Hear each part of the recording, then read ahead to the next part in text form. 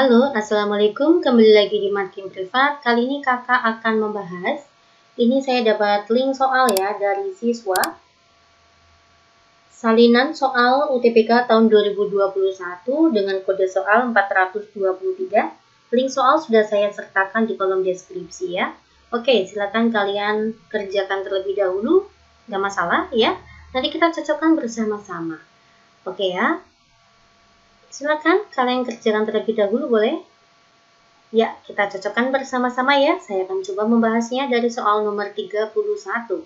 Massa air yang dihasilkan dari reaksi 25 gram udara yang mengandung 20% berat oksigen dengan gas propana adalah, oke. Nah, berarti ada gas propana. Propana itu adalah sebuah alkana. Jangan lupa, yang namanya alkana itu rumus molekulnya adalah CnH2n plus 2. Karena propana, maka C-nya 3 ya.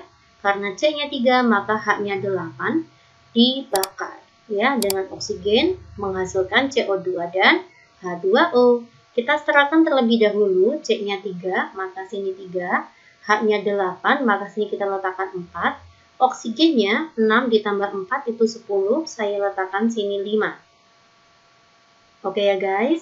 Nah, kita lihat di dalam 25 gram udara, oksigen yang terkandung adalah 20%. Mencari persentase oksigen di dalam udara, itu rumusnya adalah massa oksigen dibagi dengan massanya udara dikali 100%. Persentase oksigen di dalam udara itu adalah 20%. Massanya oksigen kita cari, massa udara adalah 25 dikali dengan 100%. Ya, ini kita bisa hilangkan persentasenya. 100 dibagi 25 itu adalah 4. 20 dibagi 4 itu adalah 5. Kita peroleh massa oksigen sama dengan 5 gram. Kita letakkan kebersamaan di atas, ini sebesar 5 gram. Nah, yang ditanya apa, Dek? Yang ditanya adalah massa air yang dihasilkan. Ini yang kita cari. Ya, massanya berapa? Massa itu tidak boleh menggunakan perbandingan koefisien ya. Maka dari oksigen saya akan mencari molnya terlebih dahulu. Rumusnya mol adalah gram dibagi dengan mr. Mr-nya siapa? Mr-nya oksigen ya. 32 ya. Ya. Inilah molnya oksigen. Nah, sekarang kita akan mencari molnya H2O, maka 4 per 5 dikali dengan 5 per 32 mol. Inilah molnya H2O. Ini kita bisa coret di sini. Ya, maka nanti dihasilkan nilai molnya adalah 4 per 32 atau 1 per 8 mol. Ya, yang dicari adalah massa H2O ya. Apa rumusnya massa? Rumusnya massa itu adalah mol dikali dengan mr-nya. H2O mr-nya 18. 18 dibagi 8 adalah 2,25. Oke. Jawaban yang tepat itu adalah poin A. Apakah sama dengan kakak, Dek? Ya, kita lanjut ya ke soal nomor 32. Senyawa kimia pertama dari unsur gas diperoleh pada tahun 1962.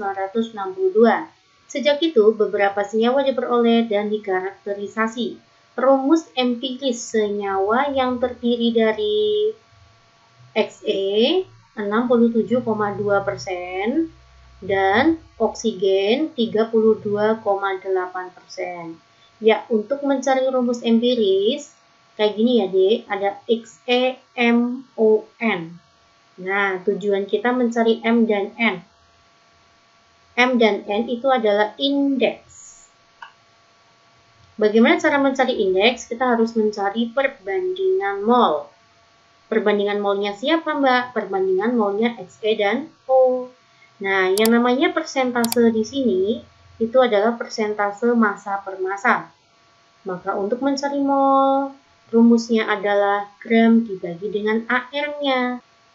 AR-nya Xe itu adalah 131,24, oksigen itu adalah 16. Ya, kita peroleh 67,2 dibagi 131,24 itu adalah 0,5 dibanding dengan 32,8 dibagi dengan 16 itu adalah 2,05. Saya genapkan 2. Oke, masing-masing saya bagi dengan 0,5, maka 1 banding 4. Nah, dari sini kita peroleh indeks XE itu adalah 1, sedangkan O itu adalah 4. Maka rumus empiris yang terbentuk adalah XeO4. Jawabannya D. Nomor 33. Senyawa berikut yang dapat membentuk ikatan hidrogen. Apa itu ikatan hidrogen?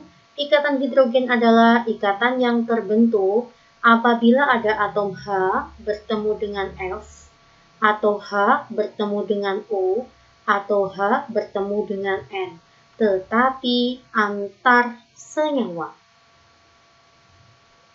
Ya, oke ya.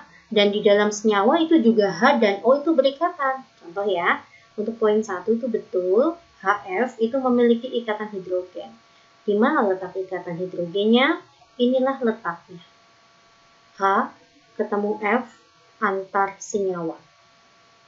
Nah, H ketemu F di dalam senyawa itu disebut ikatan kovalen. Nah, ini juga salah satu untuk menandakan bahwa senyawa tersebut memiliki ikatan hidrogen, yaitu di dalam senyawa pun H akan berikatan dengan F. Begitu ya guys. 1 benar, maka 3 juga benar. Kita cek poin kedua. Ada siapa itu? Ada alkohol ya. CH3, CH2OH. Nah, ini. Apakah bisa membentuk ikatan hidrogen? Bisa banget. Bisa saya buat ya, ada C2H5OH. Nah, inilah ikatan hidrogennya. H ketemu O antar senyawa. Di dalam senyawa pun H sama O itu juga berikatan. Maka dia bisa membentuk ikatan hidrogen. Yang selanjutnya, ini adalah gugus ether. Ether itu tidak mempunyai ikatan hidrogen ya. Kenapa? CH3O, CH3. Nah, di sini O tidak mengikat H, tidak bisa berikatan dengan H, karena di sini H itu berikatan dengan C. Oke ya guys, maka dia tidak bisa membentuk ikatan hidrogen antar senyawanya. Maka yang tepat itu adalah 1, 2, 3, jawabannya A. Sekarang kita akan masuk ke soal nomor 34. Unsur X. Dengan nomor atom 13, saya punya ada X, nomor atomnya 13, saya akan konfigurasikan, maka 283, artinya X itu golongan 3. Karena X golongan 3, maka X muatannya 3+. Membentuk senyawa klorida, artinya X3+ bersenyawa dengan klor. Klor itu golongan 7, Dek, maka -1. Nah, terus kita silang nih, satunya ke sini, 3-nya ke sini. Nah, maka membentuk senyawa XCl3. Jawabannya adalah C. 35. Ini harusnya kayak gini ya, Di. Nah, kayak gini. Gas A dengan tekanan 4 atm diberikan katalis sehingga terurai menjadi gas B. Saya akan buat dulu ya. Ada A terurai menjadi 2B. Mula-mula reaksi sisa awalnya adalah 4 atm ya, saya buat di sini 4. Mula-mula belum kebentuk apa-apa. Ditanya tekanan total campurannya. Ditanya adalah tekanan total. Bagaimana guys kalau ada soal kayak gini? Jika masing-masing reaksi tidak ada angka apapun, maka kita bisa bermain alfa. Reaktan itu berkurang, produk itu bertambah. Karena A memiliki koefisien 1, maka berkurang min alfa. Karena B memiliki koefisien 2, maka artinya 2 alfa plus 2 alfa ya. Maka ini 2 alfa, di sini 4 min alfa. Paham ya? Nah, sekarang kita akan mencari Kp. Apa rumusnya Kp? Kp itu rumusnya adalah P parsial produk pangkat koefisien dibagi P parsial reaktan pangkat koefisien. Koefisien itu ini ya, Dek, 2 sama 1. Ya, oke. Berapa P parsial B? Ini sudah dikatakan P parsial. Ya, P parsialnya B itu adalah 2 alfa kuadrat dibagi dengan parsialnya A ya, 4 min alfa, sama dengan 4/3. Ini berarti kan 4 alfa kuadrat, sini adalah 4 min alfa sama dengan 4/3. Ini kita bisa coret ya. Nah, terus kita kalikan silang, maka menjadi 3 alfa kuadrat sama dengan 4 min alfa. Kita lanjutkan ke sana ya. Maka menjadi 3 alfa kuadrat plus alfa min 4 sama dengan 0. Nah, terus kita faktorkan. 3 alfa, 1, 4. Nah, biar ketemu positif alfa, maka sini negatif, sini positif. Oke ya, maka alfa sama dengan min 4/3, alfa sama dengan 1. Nah, berapa tekanan totalnya? Kita peroleh di sini tekanan totalnya, maka 4 min alfa ditambah 2 alfa, atau 4 plus alfa. Paham ya? Alfanya saya masukkan 1, maka tekanan totalnya adalah 4 ditambah 1. Ada ya? Jawabannya C. Nomor 36, untuk memperoleh larutan dengan konsentrasi 0,5 molal, diketahui molalitasnya adalah 0,5 molal, maka 125 gram CuSO4, ini berarti gram terlarutnya adalah 125 gram, terlarutnya itu adalah CuSO4, 5H2O, dilarutkan dalam air sebanyak berapa? Ditanya gram pelarut. Oke ya guys. Apa rumus molalitas? Itu rumusnya adalah gram terlarut dibagi mR dikalikan 1000 dibagi dengan gram pelarut. Oke, GT-nya berapa Mbak? GT-nya 125. mR-nya kita cari ya. Cu itu adalah 64. Ditambah dengan S itu adalah 32. Ditambah dengan O, 16 kalikan 4 itu 64. Ditambah H2O-nya ada 5. Maka 5 dikalikan 18. Begitu guys ya. Oke, diperoleh mR-nya adalah 250. Kita masukkan ke perhitungan. 250, sini 1000. Gram pelarutnya dicari, ternyata molalitasnya adalah 0,5. Begitu ya guys. 1000 dibagi dengan 250 adalah 4. 4 dibagi dengan 0,5 itu adalah 8, maka nanti kita peroleh gram pelarutnya 125 dikali 8. 1000. Ya, jawabannya adalah E. Kita lanjut ya ke soal nomor 37. Asam metanoat. Asam metanoat tuh seperti ini, Dek. Nah, inilah asam metanoat. Apakah memberikan endapan merah jika bereaksi dengan Fehling? Fehling bereaksi positif jika ada gugus aldehid. Ini bukan gugus aldehid ya, ini adalah gugus asam karboksilat. Maka pernyataan yang atas adalah pernyataan yang salah. Sebab asam metanoat mengandung gugus karbonil. Betul, karbonil mana sih? Ini CO. CO dikatakan karbonil ya. Salah benar itu adalah D. Next ya, ini adalah tipe hukum Hess.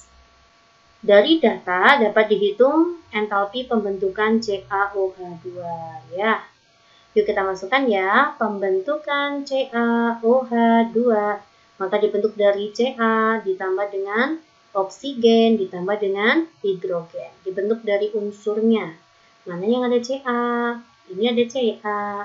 Mintanya di sisi mana? Di sisi kiri. Sudah ada di sisi kiri. Mintanya koefisiennya 1, disediainya 2.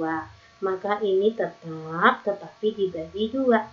Oke, saya bagi 2 ya. Ca ditambah setengah O2 menghasilkan CaO. Entalpinya min 1269, saya bagi dengan 2. Selanjutnya, mana yang ada H2? H2 mintanya di sisi kiri. Ini sudah ada di sisi kiri. Mintanya koefisiennya 1, sediainya koefisiennya 2. Maka ini juga dibagi 2. H2 setengah O2, H2O. Entalpinya saya bagi 2. Selanjutnya, kalsium hidroksida mintanya di sisi kanan. Sudah ada di sisi kanan. Nah, ini berarti tetap ya, karena koefisiennya sudah benar. CaO, H2O, Ca, OH2. Entalpinya tetap min 64. Sisanya kita akan jumlahkan ya. Selanjutnya kita akan jumlahkan, begitu guys caranya ya. H2O-nya hilang, CaO-nya hilang ya, bersisa H2 ditambah Ca ditambah 1O2 ya, menghasilkan CaOH2. Yuk berhitung silakan. Min 571. Min 571 dibagi 2 itu adalah negatif 285,5. Saya tambah dengan 1269 dibagi dengan 2. Pakai negatif ya. Lalu tambah lagi dengan 64. Hasilnya adalah 984. Negatif ya. Jawabannya A. 39. Laju pembentukan ozon atau O3 adalah 2 kali 10 pangkat min 7 mol per liter per sekon atau M per sekon. Nah, menurut reaksi 3O2 ya, reaksinya kayak gini guys. 3O2 menghasilkan 2O3. Ditanya lajunya O2, ditanya lajunya ini. Diketahui lajunya O3 2 kali 10 pangkat min 7 M per sekon. Nah, perbandingan laju itu bisa menggunakan perbandingan koefisien deh. So, langsung ketemu nih. Berapakah lajunya O2? 3 per 2 dikalikan 2 kali 10 pangkat min 7. Jawabannya 3 kali 10 pangkat min 7. Jawabannya C. Oke ya. Selanjutnya, yang merupakan pasangan asam basa konjugasi. Asam dan basa konjugasi itu syaratnya wajib berselisih 1H. Nah, unsurnya juga harus sama. Misalkan contoh nih, ini ada C nih. Berarti kamu carilah produk yang ada C-nya juga. Nah, ini C-nya ini guys. Ada C-nya kan? Maka nanti pasangannya adalah C2H3O2- berpasangan dengan HC2H3O2. Nah, inilah pasangannya ya. Di ruas kiri H-nya ada 3, ruas kanan H-nya ada 4. Berselisih 1H. Lalu pasangan yang selanjutnya adalah H2O berpasangan dengan OH.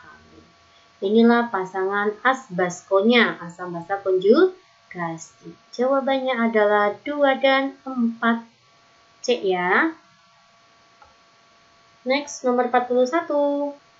Pada oksidasi 1 mol kalium iodida adalah Ki, menjadi kalium iodat. Iodat itu adalah IO3- ya deh.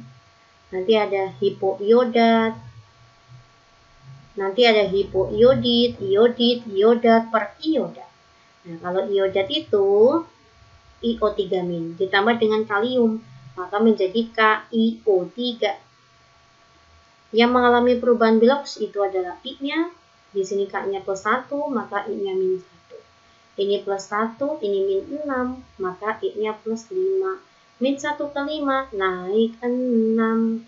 Artinya melepas 6 elektron. Begitu ya guys. Oksidasi yang dapat membentuk larutan dengan pH lebih kecil dari 7. pH lebih kecil dari 7 itu artinya pH yang bersifat asam. Apakah 1? Tidak ya. Karena di 1 karena poin ke-1 ada unsur K. KO itu adalah oksida basa karena K itu golongan 1. Golongan 1 maka dia basa kuat justru ya. Satu salah. Tidak salah. Al2O3 itu mengandung aluminium. Aluminium itu sebenarnya amfoter. Maka dia bersifat asam maupun bersifat basa. Maka dia bisa pH-nya kurang dari 7. SO3 itu adalah oksida asam. Nanti bisa membentuk asam sulfat, maka dia juga bersifat asam. Jawabannya C. Unsur radioaktif yang surplus proton. Wah, ini ya guys. Kalau surplus proton itu artinya radioaktif yang berada di bawah pita kestabilan. Ini adalah pita kestabilan. Ya, kalau di bawah pita kestabilan, ini artinya dia surplus proton. Nah, para unsur yang berada di bawah pita kestabilan mencapai titik stabil harus dengan apa? Harus dengan menangkap elektron dan mengemisi atau memancarkan positron. Ini hafalan ya, Dek. Nah, tetapi kalau unsur-unsur atau unsur radioaktif yang berada di atas pita kestabilan, itu artinya surplus neutron. Ya, agar stabil, maka unsur radioaktif tersebut harus memancarkan beta dan neutron. Begitu guys. Ya, oke ya. Nah, ini karena surplus proton, maka jawabannya adalah 1 dan 3. Paham ya, Dek? Semangat ya. Ya, jawabannya B. Next, nomor 44. Senyawa yang merupakan amina tersier. Begini ya. Amina itu ada 3 ya. Ada amina primer. Itu amina yang mengandung gugus NH2 ya. Ada amina sekunder. Itu amina yang masih bersisa hanya 1. Kalau amina tersier, itu amina yang udah nggak punya H ya. Gitu aja cara cepatnya. Nah, ini ada NH, maka dikatakan amina sekunder. Ini N-nya udah nggak punya H, lah inilah yang disebut amina tersier. Ini NH2, maka disebut amina primer. Ini NH, maka disebut amina sekunder. Begitu guys. Ya, kita nomor terakhir. Oke. Diketahui CO ditambah dengan H2O menghasilkan CO2 dan H2. Bila 1 mol CO dan 1 mol H2O, saya masukkan di sini ada 1 mol. Ya, saya berarti buat mula-mula reaksi setimbang. Pada keadaan masih tersisa 0,2 mol CO. Oke, di sini masih bersisa 0,2 mol CO. Ruas kiri disebut reaktan, ruas kanan disebut produk. Jika ruas reaktan maka artinya berkurang. Bagaimana caranya membaca? 1 berkurang berapa biar ketemu 0,2? Maka berkurang 0,8. Maka sini berkurang berapa? Jangan lupakan koefisien. 1 per 1 kali 0,8. Jawabannya 0,8. Nah, maka sisanya 0,2. Maka sini plus 0,8 plus 0,8 karena masing-masing koefisiennya 1. Ya, inilah mol yang berada dalam keadaan setimbang. Oke, kita akan mencari Kc-nya. Kita masukkan ya. Rumus Kc itu adalah konsentrasi produk pangkat koefisien dibagi dengan konsentrasi reaktan pangkat koefisien. Harusnya konsentrasi itu mol bagi volume ya. Cuman di soal tuh nggak ada volumenya, maka kita anggap volumenya 1. Ya wis yo, konsentrasi CO2 pangkat 1, H2 pangkat 1, maka 0,8 kalikan 0,8 langsung aja ya, Dek. 64 kali 10 pangkat min 2. Nah, ini berarti 0,2 kalikan 0,2 itu 4 kali 10 pangkat min 2. 64 bagi 4, 16. Jawabannya C. Semoga bermanfaat dan kalian semuanya paham ya. Cek kembali, kita sharing bersama-sama. Assalamualaikum, sukses UTBK tahun 2022. Semangat ya.